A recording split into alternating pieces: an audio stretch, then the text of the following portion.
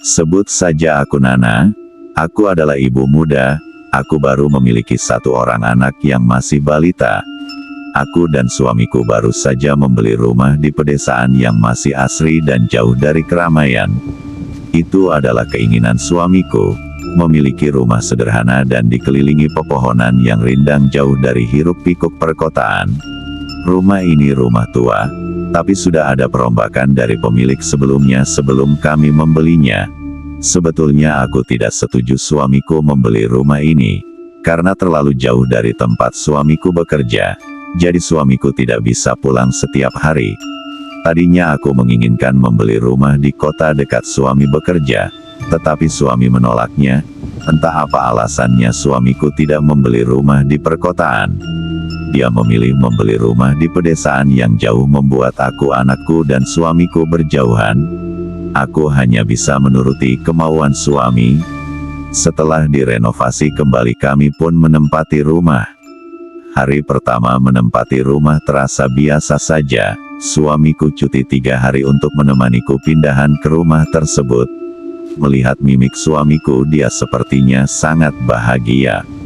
Pagi hari duduk di teras rumah merasakan alam yang asri dengan kicauan burung sambil meminum segelas kopi dan singkong goreng sambil bercanda dengan putra kami yang masih balita. Mungkin ini alasan suamiku membeli rumah ini. Melihatnya aku juga merasa bahagia. 3 hari sudah suamiku menemaniku di rumah. Waktunya dia kembali ke kota dan mencari nafkah. Lama-kelamaan aku juga merasa nyaman di rumah ini.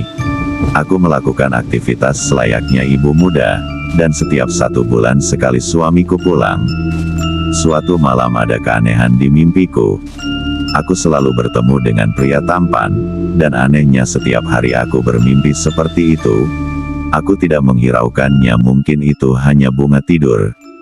Dalam mimpiku pria itu begitu tampan, putih, tinggi berdada bidang, berambut hitam dan bermata coklat. Ini termasuk pria idaman setiap wanita. Entah kenapa aku selalu bermimpi lelaki tampan menatapku. Mungkin aku rindu suamiku. Tetapi mengapa bukan wajah suamiku yang ada di mimpiku? Semakin hari mimpi itu semakin seperti nyata. Dia memegang tanganku sampai aku berciuman. Entah kenapa di dalam mimpi aku tidak bisa menolaknya. Semakin hari mimpi itu semakin menjadi. Dari mulai hanya menatap, berjalan-jalan, tertawa bersama, berpegangan tangan, berciuman hingga puncaknya kami melakukan hubungan layaknya suami istri. Mimpi yang begitu aneh, bunga tidur yang membuat aku melayang menikmati semua adegannya. Tetapi ketika aku terbangun aku merasa bersalah kepada suamiku. Tapi ini hanyalah mimpi bukan kenyataan. Lama berlalu aku tidak pernah bermimpi lagi. Aku pun lega tidak memimpikannya lagi. Berarti ini betul hanya bunga tidur semata. Suatu hari suamiku pulang ke rumah.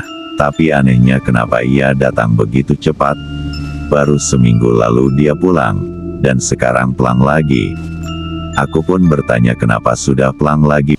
Biasanya kan hanya sebulan sekali dia pulang. Dia hanya menjawab, mengambil cuti ingin istirahat lebih lama. Aku tidak banyak bertanya, kusiapkan kopi untuk suamiku. Tapi ada yang aneh darinya.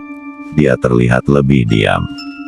Malam hari pun tiba, setelah aku menidurkan anakku, suamiku menghampiri dan memelukku dari belakang.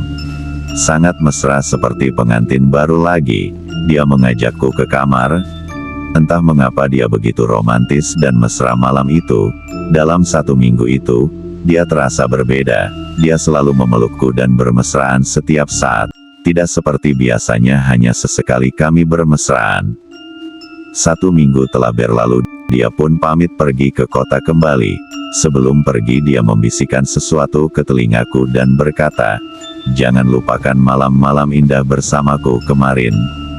Aku pun tersipu malu mendengarnya dan sedikit merasa aneh dengan ucapan suamiku. Ya memang seminggu kemarin terasa berbeda perlakuan suamiku padaku.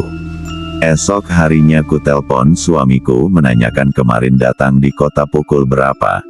Suamiku kaget mendengarnya. Bulan ini aku belum pulang. Aku pun lebih kaget mendengarnya. Aku pun menjelaskan pada suamiku bahwa kemarin dia pulang lagi dan selama seminggu berada di rumah.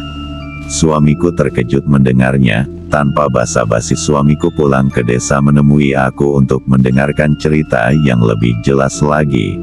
Aku kaget setelah menelpon suamiku. Bertanya-tanya kemarin itu siapa? Kenapa suamiku tidak mengakui bahwa dia telah pulang kemarin?